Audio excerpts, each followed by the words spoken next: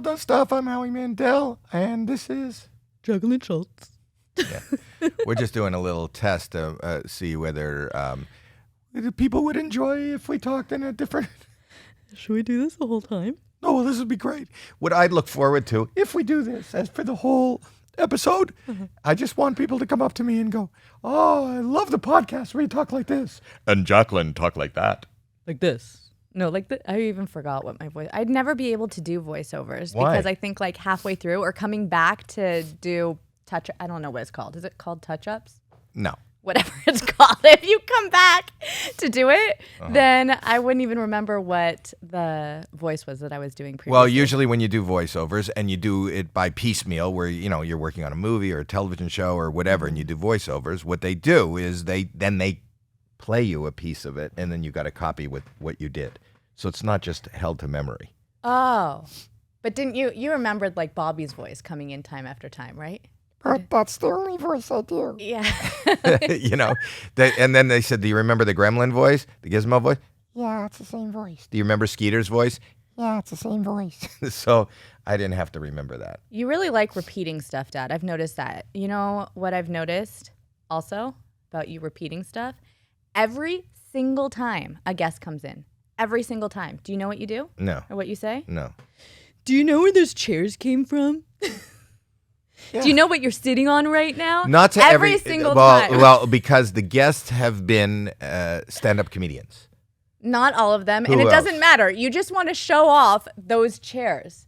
Read the side. Well, I wasn't bringing it up. I wasn't bringing it up on this podcast, and you did. No.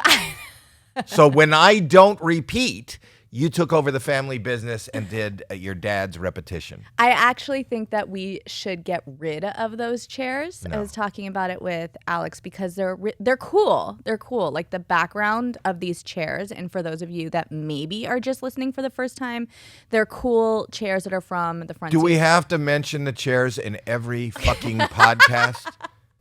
Stop talking about the chairs. Our merch should just be a picture of the chairs. If we ever make merch, it should just be those chairs on the front. But anyways, a lot of Give people, us merch ideas, everybody. a lot of people do mention us having them sit on those chairs because they're like the most uncomfortable chairs. So maybe we can still have them and you can point at them whenever you want. Can I just say something? As somebody who's been in this business 45 years, it's actually good to put guests in uncomfortable chairs. Why? It keeps them alert, and it keeps them, if you put somebody in like a lazy boy recliner, chances are they'll doze off, and then you don't want to disturb them while they're getting their afternoon nap. On every talk show, the chairs are the worst chairs sitting in and the worst angles at the worst level. No. Howard Stern's whole thing is like he gets the guests comfortable. Like they feel like they're sitting in his living room. No, so that's because of his persona, not his chairs. Nobody talks about, oh my God, you should see the furniture on Howard Stern's. I love that. Where did you get that chair? In fact, it's probably one of it's an uncomfortable chair. And for me, it's doubly uncomfortable because there are stains that can't not be identified on those chairs. So don't tell me about that's not comfort. Speaking of which, I don't know why I said speaking of which, because it has nothing. Idea? No, I don't. I was listening to a podcast on the way in. It was a podcast called Gonads or something. And I thought I'd listen to it because I thought it was funny, and it wasn't funny. It was informative and sad. Do you know that? No. Do you know that podcast? No. It talked about, they were talking about the pronoun issues that people are talking about today. And they were talking about the Olympics, which is weeks in the past. But they told a story about a young Indian girl who was an amazing runner in her village. At 11 years old, she was like close to the world records, the Olympic world records, and she was going up the rungs and was going to compete in the Olympics. And then it was tested, a dope test. They test for dope, and naturally, her testosterone levels were so far up, but naturally, this was just genetically how she was born, that they deemed her, and there was headlines that she isn't a woman and she can't compete.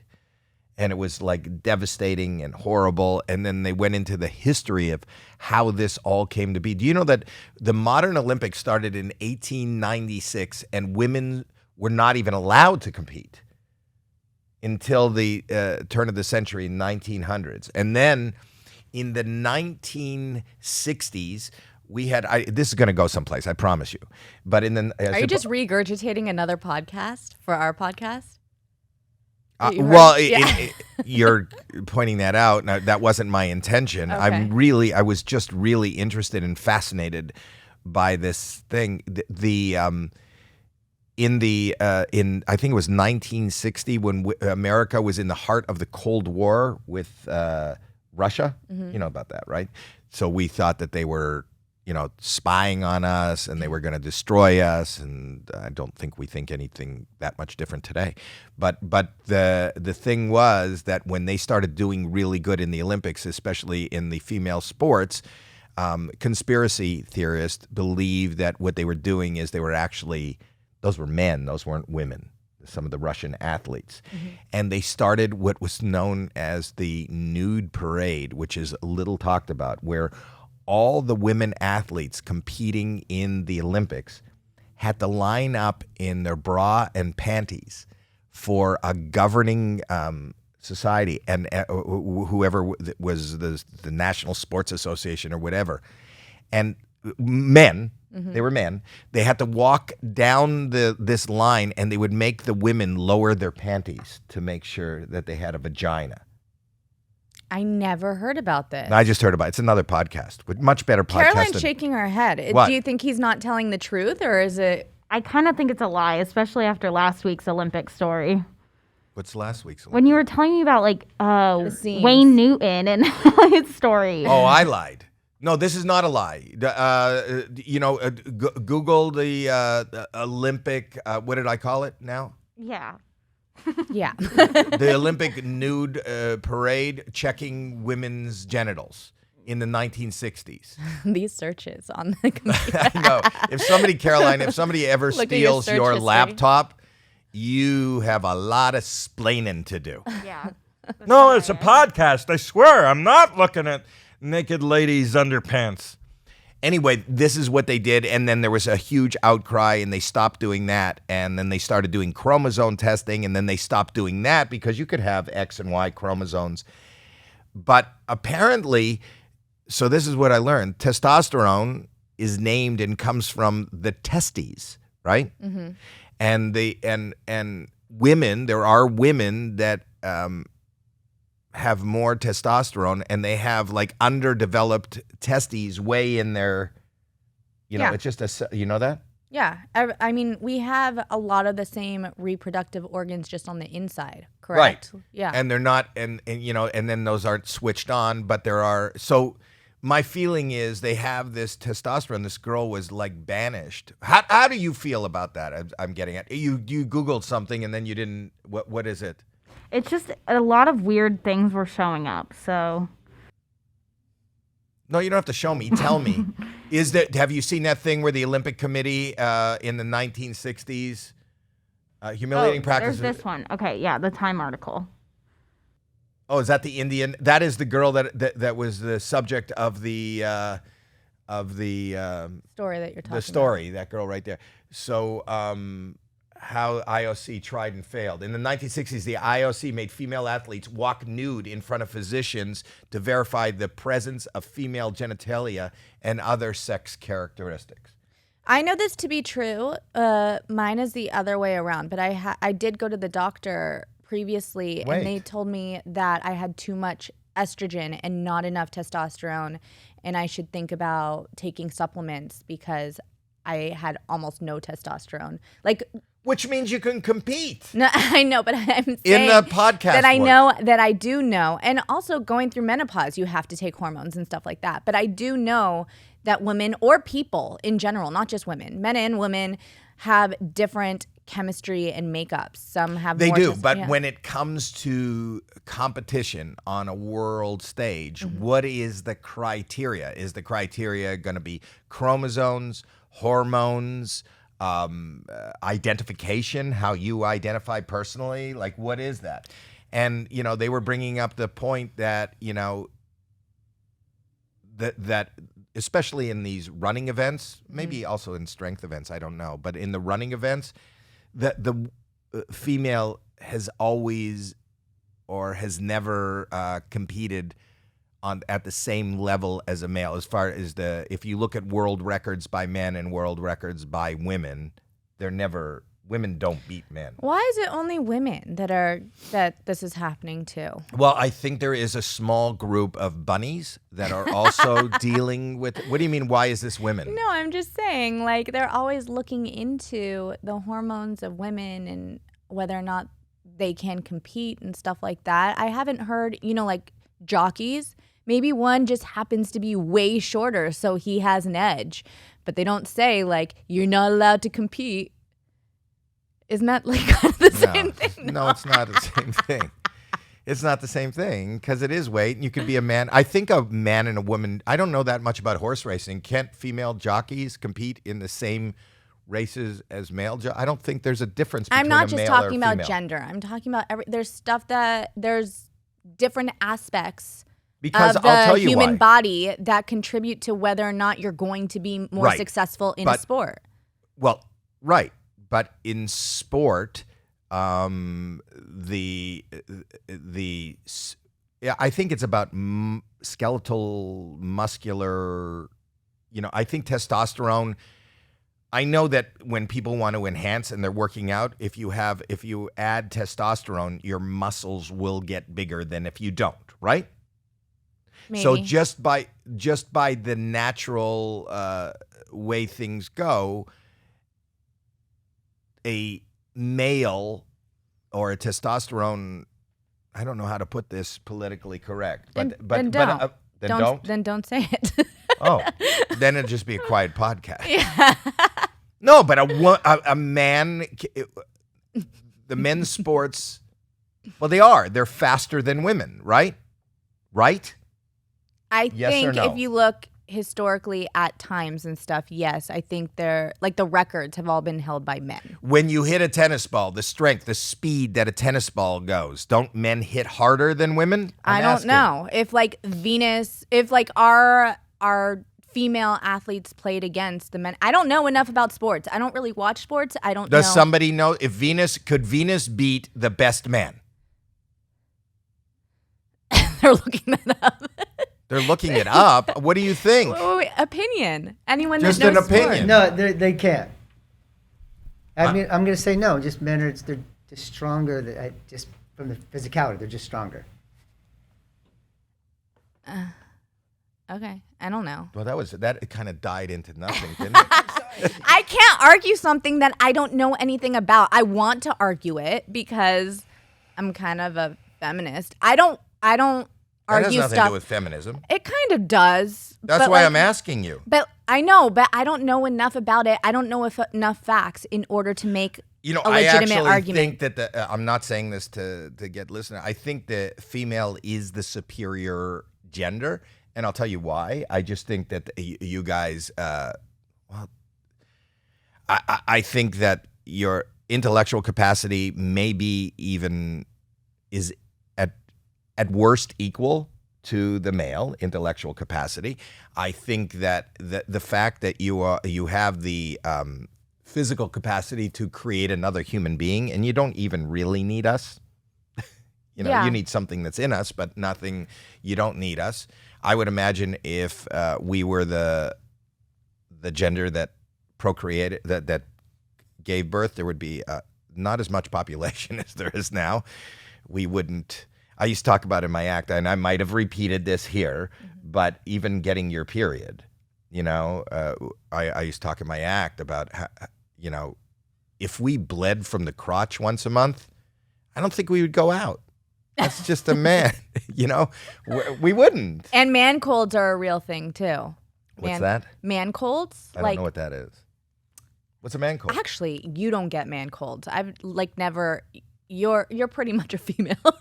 What? You're pretty tough and strong. Whenever you get sick or a cold, like you pretend like it's nothing and you go on with your life. I walk it off. Yeah, you walk it off. And you don't get numbed when you go in for like dental surgery or get teeth pulled or anything like that. But for the most part, I get numbed. I don't. anyways, for the most part, men, they get a cold and it is the end of the world. Women get a cold and they go on living their life and being a mom. I agree with you. And I think Yeah. that female, even though we like to think we are what are you going to say, Alex? My son is going to now do something politically correct. No. I'm just saying that if you didn't know, do you know that men have hormonal monthly cycles as well? I didn't know. I didn't know that. Why do you know Yeah, that? their I mood- have, their this is mood my actually son for changes. the last 32 years. Do you have your period? No. Can you explain it more? Explain to me what your cycle is.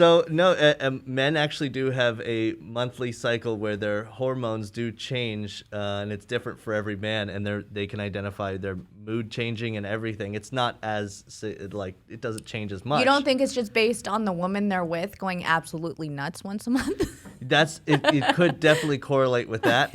Wait, Caroline, you might have to check me on that. I could be wrong. After all that, This is the why didn't podcast you have of a hormonal cycle? disinformation. Oh no, a lot of people. Wow, did you spill something? No. No. Okay. I have my lid on. Okay. So I love that my son walked up to the mic and gave us some great genetic information, and then asks to be checked on it. A lot of people before a podcast will do research, but not us. On the podcast, it's kind of not like a podcast. It's kind of, is it true? He's right. Oh, He's he right is about right. everything. Men have a monthly hormonal cycle that is unique to each man, but men can actually track their moods and recognize they are related to hormonal changes through the month. We know that there are cycles with testosterone higher in November and lower in April.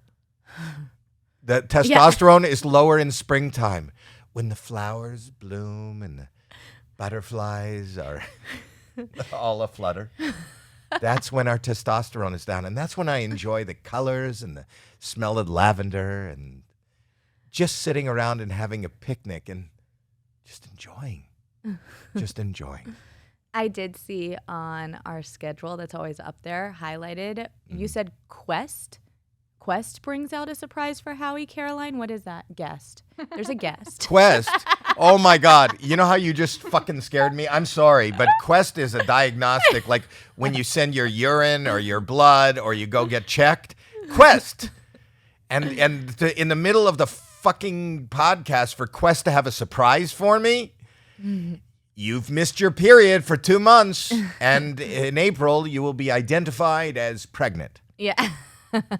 We didn't finish. Oh, we have a guest that has a gift for me? Is I there a guest? I see her in the back. Nobody's shaking her head answering no. me. What?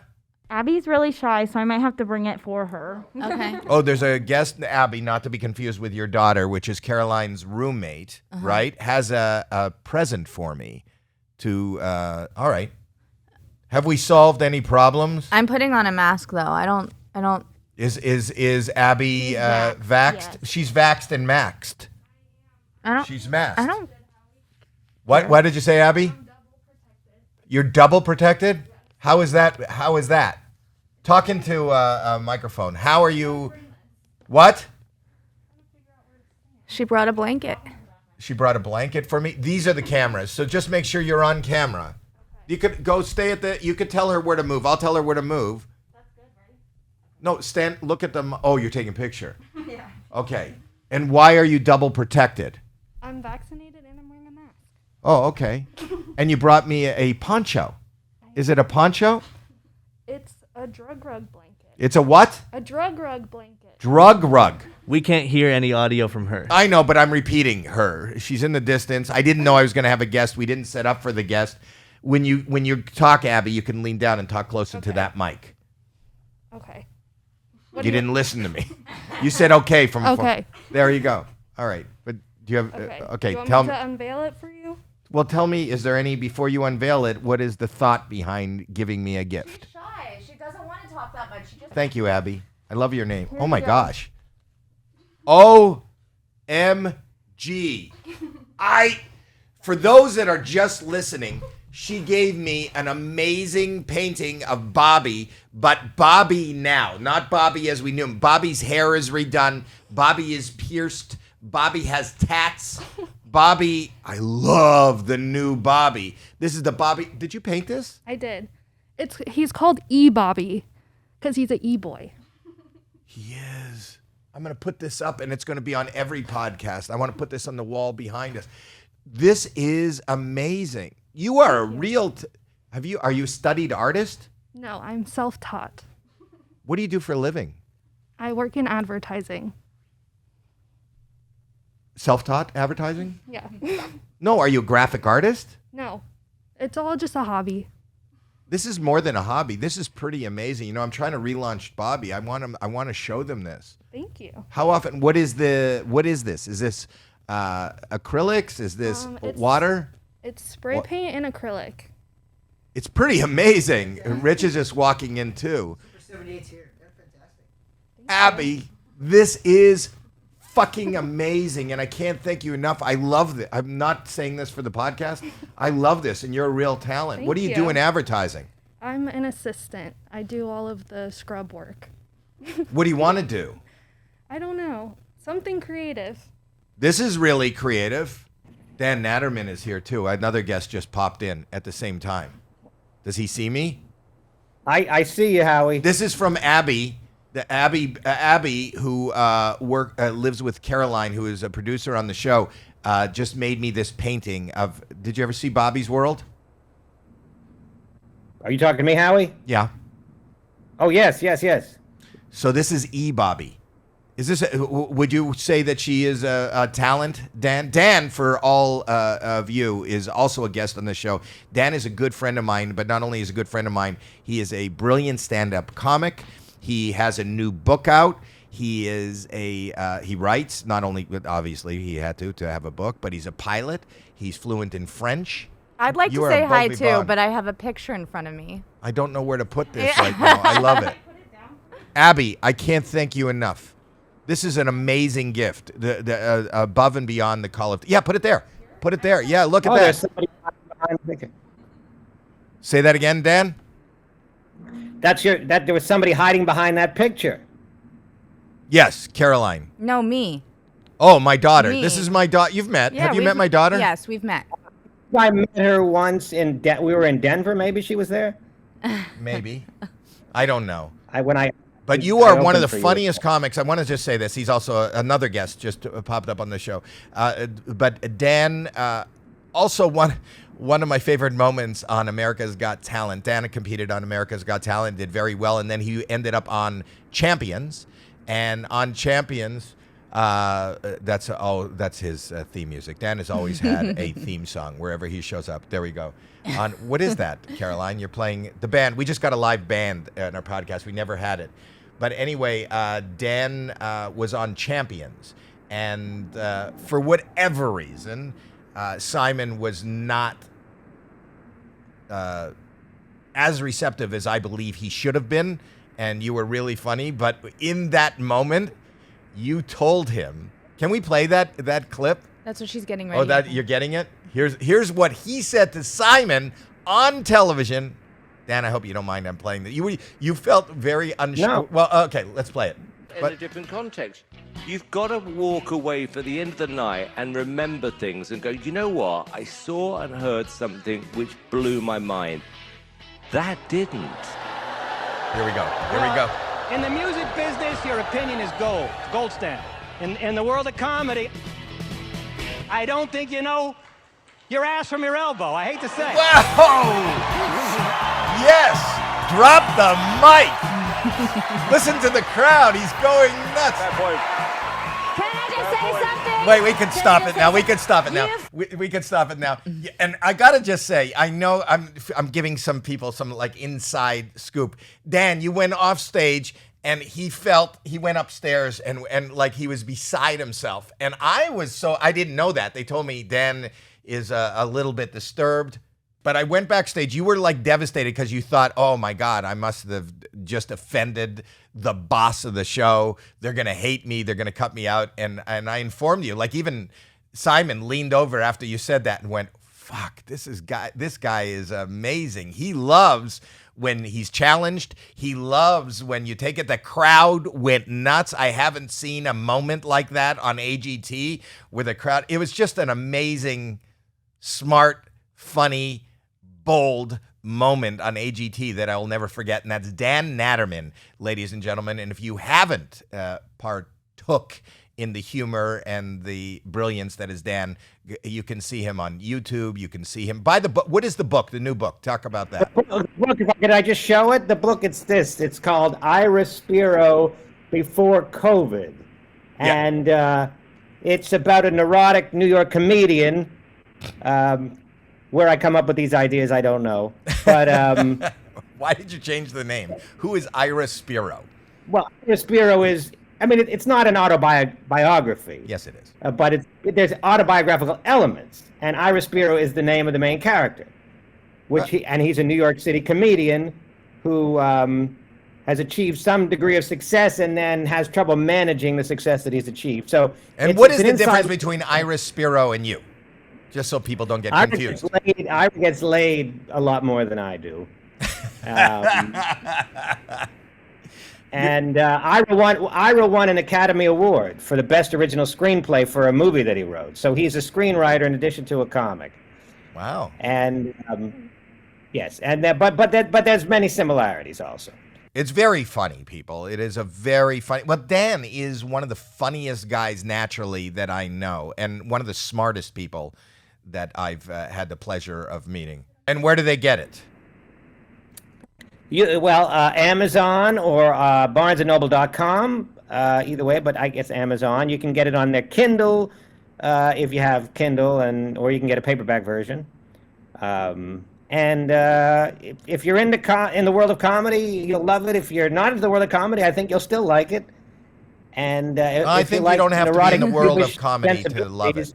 What's that? I don't think you have to be in the world of comedy to love it. You don't have to be, but it's a little extra if you are, a little bit extra if you're interested in that world. If you're a fan of, Mrs. Maisel, if you were a fan of Crashing on HBO, then it'll be that little bit extra interest for you. And what is the hope besides it being hopefully it ends up being a bestseller and incredibly successful in sales? Are you looking to maybe turn this into like a series or a real, Well, if somebody wants to, I'm not against it. I mean, Judd Apatow has a copy as we speak. Wow. And so I don't know. I don't know if he'll read it. He's a busy guy, but he bought it. Wow. Fantastic. Well, I sent him an email. I said, Judd, I got this book. You want me to send you a copy? And he said, don't bother. I just got it.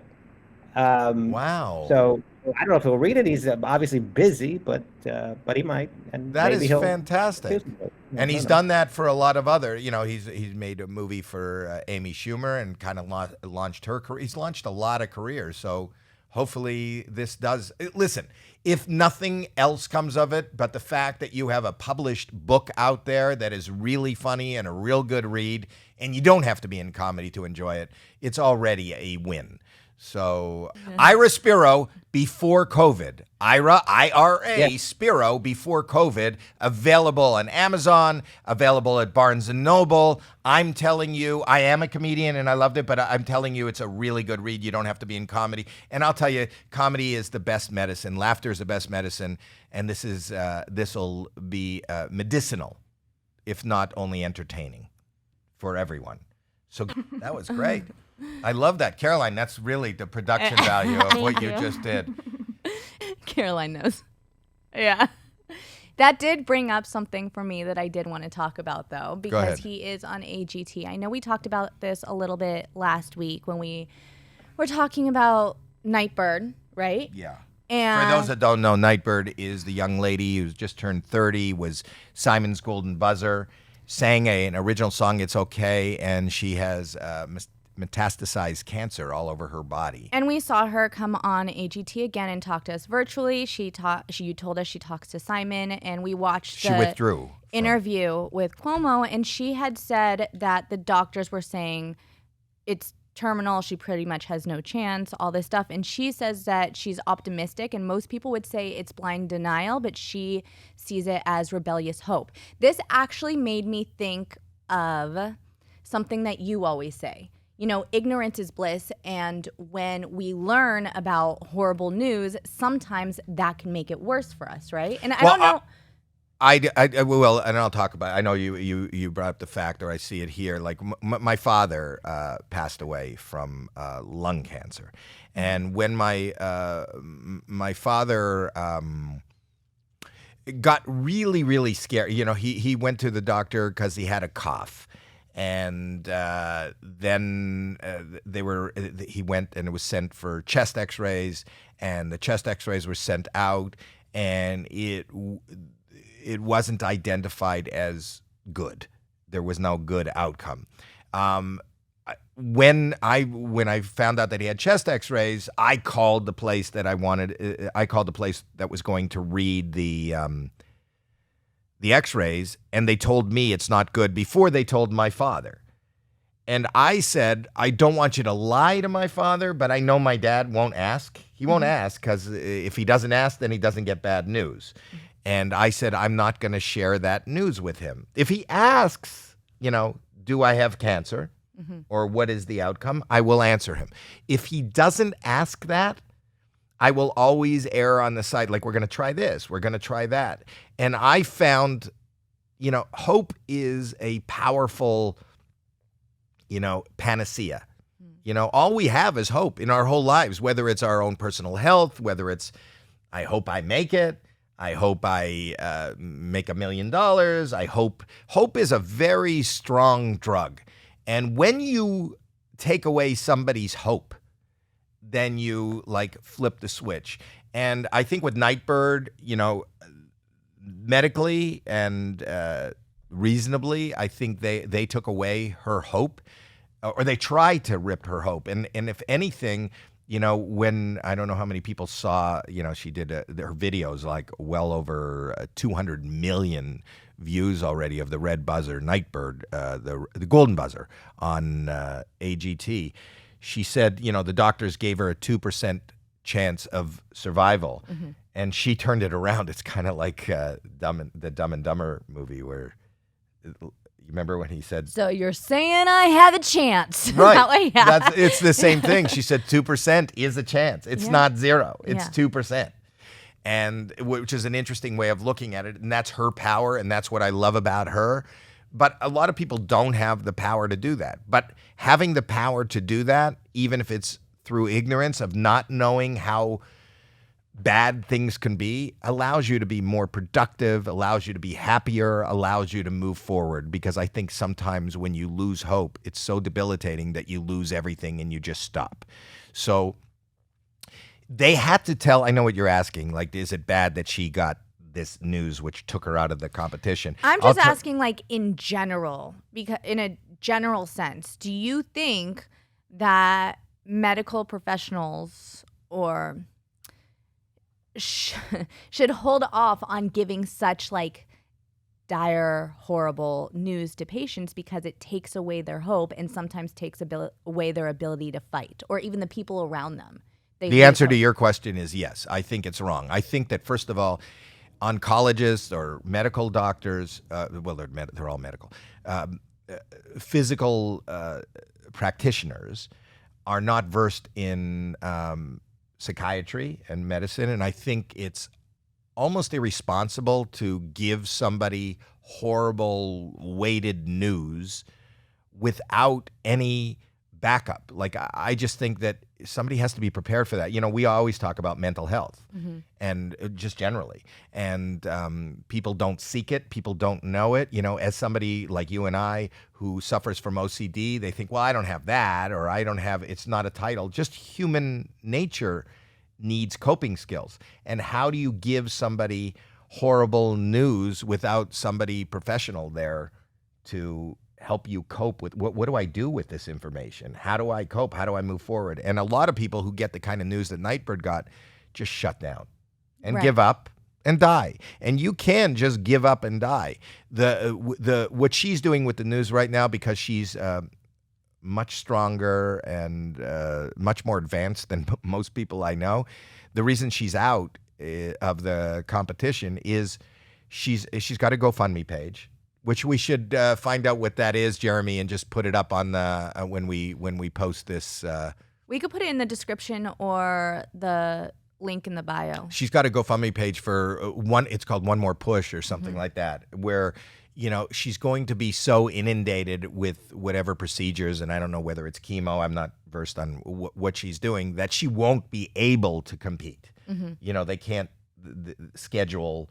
It may be on a day where we have a quarterfinal and she's just incapacitated and can't show up. So that's why she had to stop. It's not about giving up. It's about her final push. Most people would have given up if they got the news that she gave, and she's doing one final push.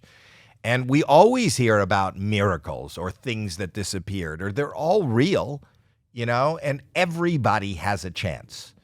Everybody has a chance. And when I didn't tell my father, and at that time, he died in 1989, those last 3 weeks we spent together, he was terrified going into that meeting.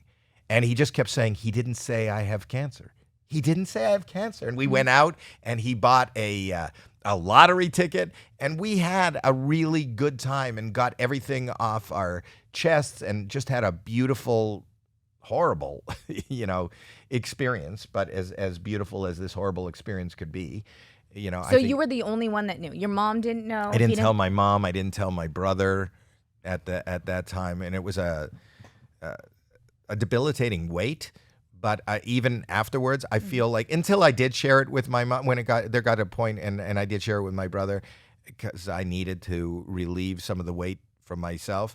But it's I still truly believe I did the right thing, and I truly believe that the way our medical community talks to patients, they talk to them like, we are not educated like they are. So, I don't like when people go, you got a 30% chance of survival. We're going to try this. This is going to be debilitating. You're going to chemo's going to be really, don't give them any of this. Just say, listen, we can do this. We've had success with this. When you say there's a 40% chance of survival, or a 30%, or even a 20%, which is, hers was 2%, which is unfathomable to me, but it is a chance. Why don't you just talk about all the good things that can happen without giving? And people will say, there is another side to the argument where they go, like, be real with me. I want to know what it is. And they say, so they can get their stuff in order. But who gives a shit about getting stuff in order? What is stuff? Stuff doesn't mean anything. This is getting so heavy. I just thought it was interesting when I was listening to her talk about that, and it brought up that for me. I know there's an argument on both sides of the aisle. So you feel like you did the right thing, so that's what you would want for you. Not everyone feels that way. Was your mom or brother mad? No. No. For me, ignorance is bliss. I don't want to know. And that's why COVID has been bothering me so much, just because, everybody's chasing clickbait, and that clickbait is, how many people are dying, how many people. I mean, we need to know this information, but with this information, I find it almost, for me, very debilitating, and it makes me anxious. And I just want to, maybe I need this information because we have to operate in a different way. We have to show up in the mask. Speaking of masks, the masks are bullshit when they're not worn right. Okay, this is the first time, now that we're changing the subject, this is the first time last week I didn't come in. I was at home. I have good days and bad days, and good weeks and bad weeks, and it really doesn't have anything to do with the state of COVID. It has to do with my state of mind. So right now I'm feeling good. I'm in the office. With that being said, I see Rich come in to talk to, everyone is fully masked. Rich comes in to talk to us, into this room to talk to us with his mask on, but every single time he says a word, he pulls down his mask to talk to us and then puts it back up. What is the point of a mask? Go ahead, Rich. One second. So what I once said, that's how I feel about it if you don't. If you're not watching this and you're just listening to it, it was silent when his mask was up, and the only time you can hear him when his mask is down. So you see what it is? He just I wants you notice to a lot of understand. people doing that. A lot, and even I don't know if you've seen this. There's been videos of people who will lower their mask to sneeze and then raise it back up. I have not seen that. That's Yeah. disgusting. I mean, because you don't want snot and stuff like in your mask. I get it, but that's the point of a mask. They lower their mask, they sneeze, and then they raise it back up. Well, I think that people think of it as face underpants. Yeah. You know, you lower your Well, a lot of underpants people when you call it shit. chin diapers. Chin diapers. Chin diapers? Uh-huh. I've never 'cause heard that term. They wear it on their chin. I think it's a South Park thing. A chin diaper, but they wear it on their chins. They have a mask, but it's on their chin. Everybody just looks like they're sucking on ladies' underpants. What do you mean? The mask just looks like they... To me, it does. And they're all pretty colors. I like when Fabric. people, I'm always amazed by how people, Oh, this will be a good one. Look, it's got lips on it. Look, I got little doggies. if you're not a child, because that, I think that as a parent, you Yeah. entice your children to wear masks by giving them a fun design or something. Yeah. When I see adults with kind of like silly masks, Like it just me. makes, like you, Like me. like me, like what is that? It's Peace and stars and I have flowers. Hearts and rainbows and peace signs and stars. And why did you think that would look good on your face? Oh, I'm going to put hearts and peace signs on my face. Because I thought my daughter would enjoy it. I do everything just for a reaction from my kids. I know people are completely over like the COVID talk. They don't want to talk about it at all anymore. But I do think it's worth it to talk about the vaccine mandates that. Okay, I don't want to talk about it. We don't have to I talk don't about want it. to talk about it. I was just saying because I Alex, think that this your should be son. a respite. This should be a respite from COVID. Okay. No more COVID talk. Okay, we don't have to. I was What I'd just like to bringing talk up about, the no, fact let me that talk about it. I want to talk about the You're- Spanish flu of No. 1918. That's what I want to talk about. Nobody's talking about that. So I don't think- want to talk about it. You know Okay, what I want to talk never about? mind. People who won't fax things. Anti-faxers. Anti-vaxxers.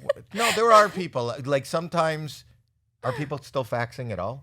Yeah, some people require you to fax, and I don't fax, but you can now scan documents and send it through. Who requires a fax? A lot of people do.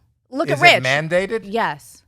No, not mandated. No, I mean just some companies are really old school. Yeah. For instance, Yeah. well, people Thanks. you know. Thanks, Rich. That was Rich's input. Yeah. Wait, I didn't want to interrupt her.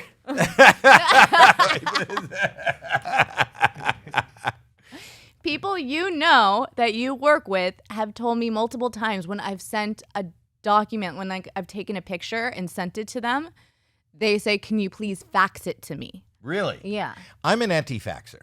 Fax. I hope people heard that right, because now I'm going to get some press. He said anti-fax, not vax. All right, we don't have to talk about it. We can change the subject and make it lighter. Do you want to prank call? I can. I'm going to tell Caroline, this monitor has nothing on it, so I don't know what you're putting on this, but this one went dark. No, you're supposed to look at the big screen. Oh, here I am on episode 16 or 17, and Caroline just told me where I'm supposed to look. Okay, right, and well- what am I looking? Oh, these are places that we can call for just a prank call. Yeah, we can lighten up the mood. I love pranks. I still love that guy on Instagram that breaks into people's Zoom calls. I know. I tried to reach out to him. He won't get back to me. Why? How busy is he? I feel like we need to just do like a 24-hour Zoom and maybe he'll just bust in. No, I think what people are doing. Here we go. Zoom meetings. Watch. I'm gonna. This guy is so funny. So I think that people who are going into Zoom meetings or know that he's a prankster. He's calling an interview. It's a Zoom interview. A little bit about your work experience? Yeah, for sure. Like CVS and stuff? Like I like pharmacies and shit. 2 years at like a pharmacy at CVS. Okay, stop it for a second. Stop it for a second. So just so that people know, this is another thing. So it's a job interview, and he's got a guy sitting behind him. Mm-hmm. So the interview, it's the other guy that wants the job, and they don't understand why they keep asking the questions, but the guy's not doing the interview himself. So let's start it from the top again. He's interviewing for his friend. But his friend is right there. Yeah, for like CVS and stuff? Like I like pharmacies and shit. 2 years at like a pharmacy at CVS. Are you just translating for him? Is that what you're doing in the interview? Yeah, pretty much, kinda. He's literally thinks he's too cool for everything, so wants me to his big brother to freaking do the interview for him. So here I am. Okay. Well, what does he bring to the table that would make him successful working for us? He's good with people. He's a people person. He's like social when he wants to be. Very cool. So, what questions do you have for us at this point in the process? Like how much? How much? Okay, perfect. Well, from here, what we'll be doing is reviewing the applicants from today, and then we'll be scheduling in-person interviews next week. Okay. Once we know more information, we'll definitely reach out and let you know kind of where you stand. Can I write A little bit about your work experience? Yeah, for sure. Okay, that's kind of an interesting thing, but he just has the funniest. Here, go to that one in the middle on the there. Yes, there's another job interview. So what's been your longest job you've had? My longest job I've had was at a casino in Reno, and I was there for about 3.5 weeks. 3.5 weeks. You worked there for how long? About 3.5 weeks. I was there for a while. Okay, that's 3.5 years or weeks? 3.5 weeks, I know. I was there for a while. I know. For 3.5 weeks. You were there for a while? Yeah, almost a month. Couldn't wait to get out. Like with coworkers, what role would you say you play? Chihuahua leader. He was a Chihuahua. He's sitting with a Chihuahua on his lap. Chihuahua leader. I call myself a Chihuahua leader. Yeah. Because I have a Chihuahua, so I'm like a Chihuahua leader. So what's been your longest job you've had? That's that. So this is this guy. We'll do one of the calls too. He just makes me laugh. Is that not funny, or is it just me alone? No, it is funny. It is funny. I don't know if it's as funny to the listeners who are just listening to us. Well, watch comment social and media. review. Yeah. Wherever you're getting your podcast. Here. Yeah. So who do you want to call? I'll let you call. I'll dial anybody you call. Is there usually Caroline screens ahead of time? Right Is there here. one that you think would be best? I did not get a chance to call these ones. These are just random. These are just so random. I think you should just pick one. Okay, so I'll call the drain company, but I'll call with an accent and misinterpret what it is. Like it's not drain, it's rain. Listen to this. I don't understand what they do, and let's see if they explain to me. I think it's funnier if my son had a party and someone No, they'll just defecated in the. Do you know that that's probably pretty normal for them? Really? Yeah. Oh, okay. Yeah, the fact that because sometimes not that people shit in the drains, but I think all the plumbing is attached. Haven't you ever seen or heard of sewage coming up through the shower? Yeah. Yeah, so that's a normal plumbing issue. I didn't know. Right. So let me watch. I don't know if I have a good accent now for this, but let's see. Can you hear it? Here we go. He said drain come.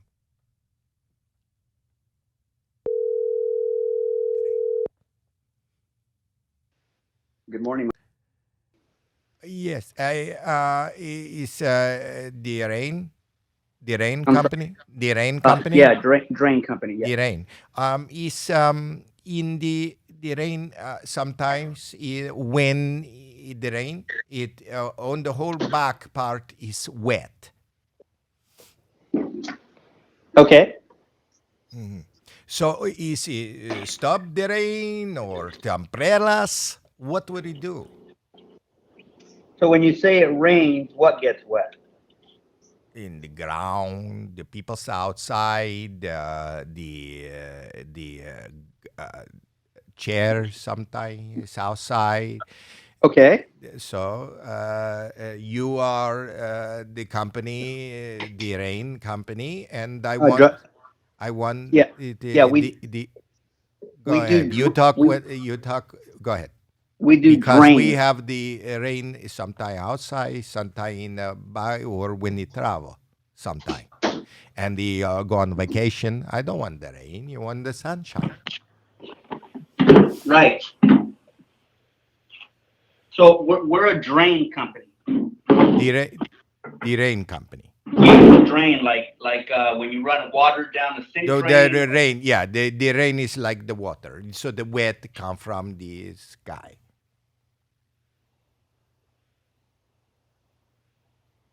Right. So normally the drain is on the ground. No, the rain come from up top. Right. You're saying rain. The rain. Oh, okay. I see what you mean now. So you have a drain. No, the rain.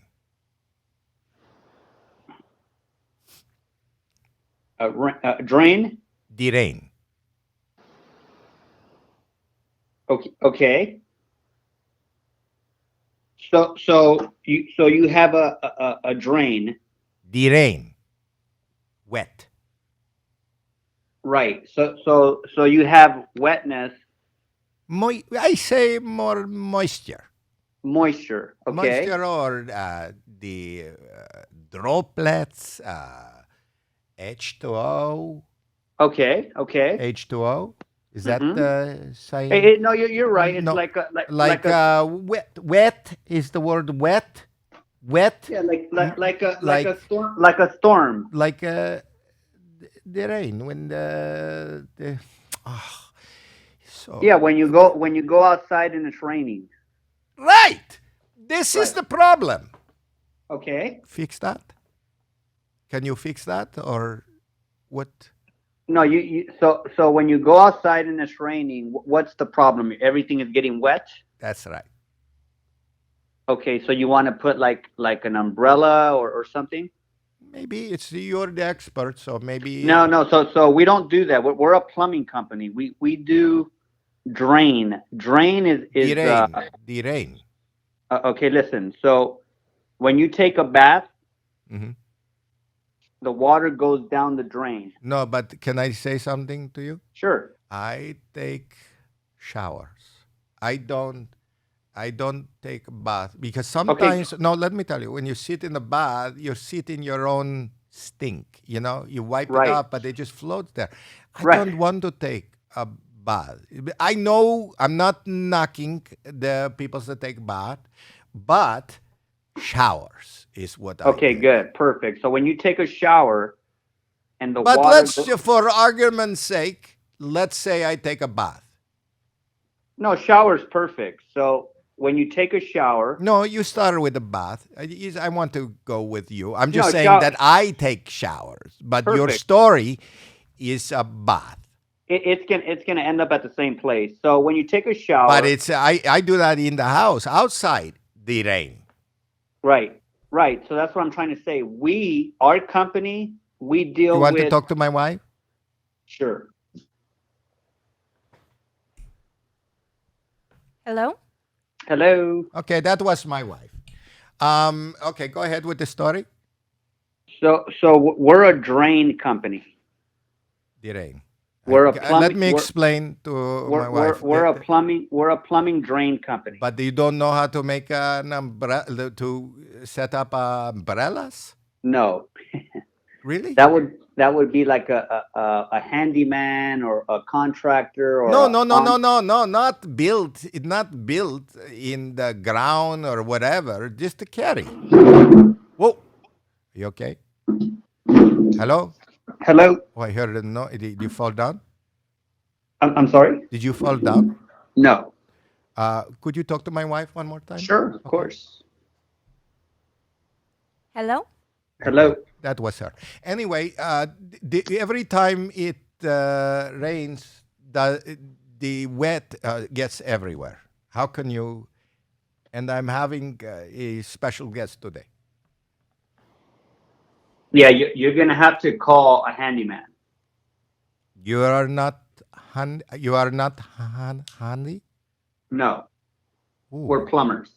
Wouldn't that make you handy around the house? If you're, you have to be handy to do that. Unfortunately, not for that. The rain, it says. Yeah, we only do plumbing and drain. The rain, and that's what we're talking about. Sometimes in the rain, everything gets wet. Right. So we don't do that type of work. We do plumbing, pipes. I'm I don't understand. Okay. We got to go now, sir. No, hang on. Will you say hello to my wife? Okay, I'll call back. Yeah, I got it.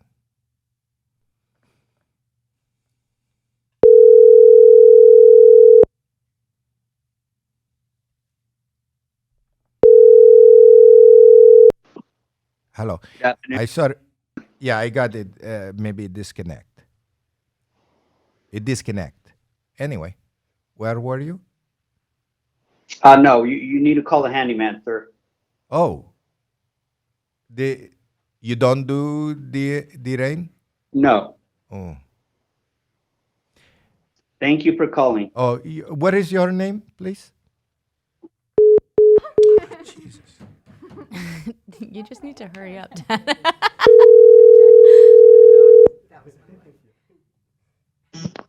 Get after. No, I know. It's me again. You keep getting disconnected.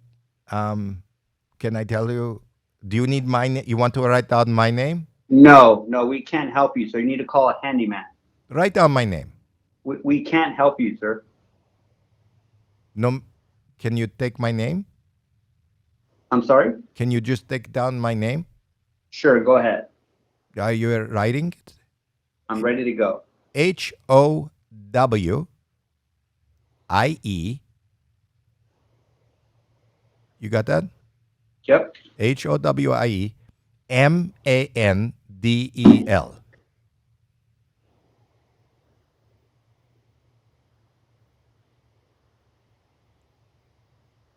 Can you spell that one more time?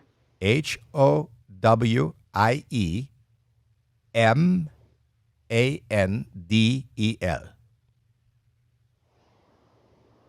Got it. What is it? What? Say it back to me.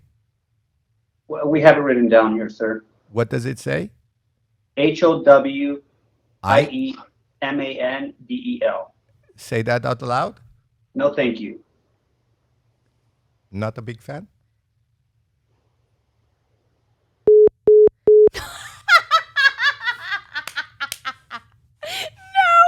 Thank you.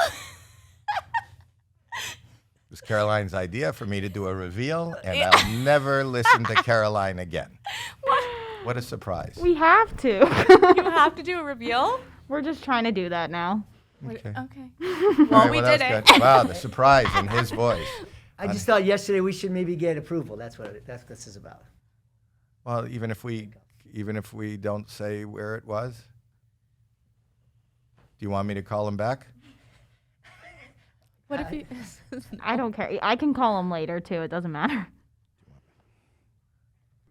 Oh no.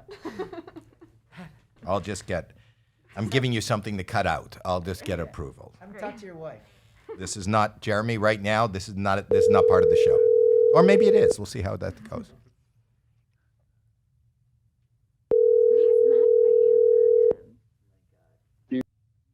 Hi, it's Howie Mandel. How can we help you, sir? I don't know. Speak to my wife. Hello. That was my wife. Great. All right. Thank you. All right. Bye. Okay. Is that good? Now is that good? Great. I think you gotta leave that end part. It's Howie Mandel. How can we help you? Talk to my wife. Hello, and that's the end, Jeremy. It's good that we finally revealed it. What I love about doing those pranks is how excited the people are to meet me and to find out that it's actually a prank. Yeah. We thought there was going to be a big reveal. They were going to be super excited. No one cares. No one cares about All you, right. Dad. Well, that's another podcast. I love you. I care about you. Really? Yeah. But what happens when it rains? I'll still be there for you. All right. I see that Caroline. What is she? Caroline, what are you hovering on? What is that? I'm waiting for the right moment to press the outro. Okay, so I'll leave that. Let's leave that to Caroline. Like we finished what we did, right? Yeah. We done. Yeah.